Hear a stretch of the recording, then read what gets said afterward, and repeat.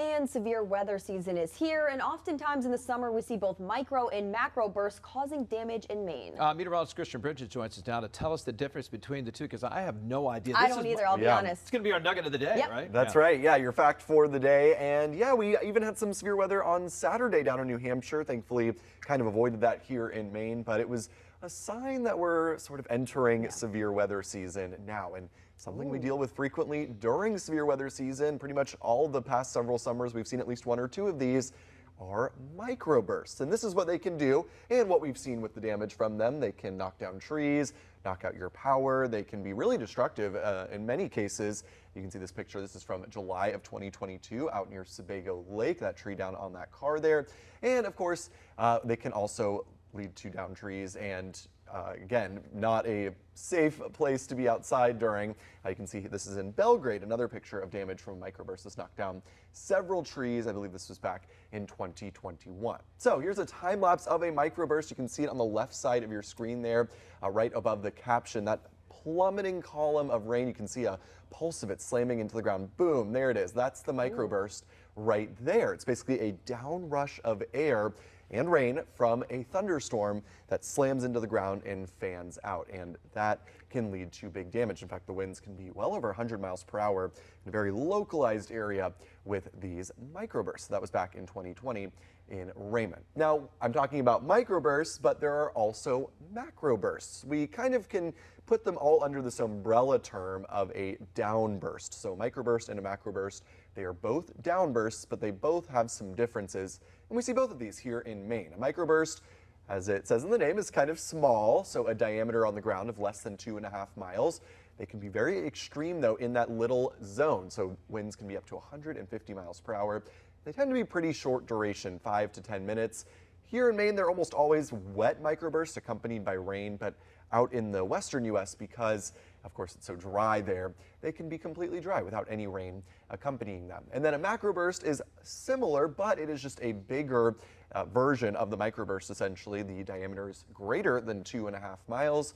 They can have very strong winds. They tend to be a little bit weaker, but because they're affecting a larger area and their longer duration, up to 30 minutes, they can end up being just as destructive, if not even more destructive in some cases. So let's talk about how these form. Of course, we need a thunderstorm for these to form, or at least a heavy shower. Doesn't necessarily have to have lightning with it to form a microburst.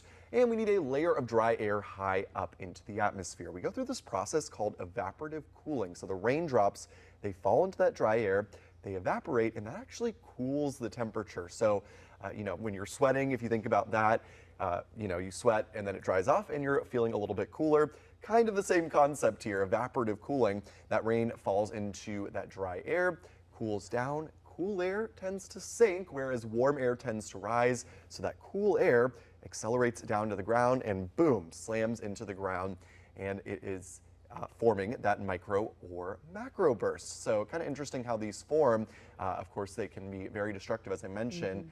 And yeah, they slam into the ground and they can cause lots of damage. And again, cool air sinks, warm air rises, so that cool air rushes down to the ground and hits the ground. And again, here's another view of what that damage can look like when those microbursts hit the ground. So we can kind of get an idea that there's a possibility of these when we see a little bit of a dry layer on our forecast models up in the atmosphere when we are forecasting the development of thunderstorms. So yeah, we'll have to see if we get any of these this summer. I'd say it's probably a good chance we get at least one or two of them, you guys.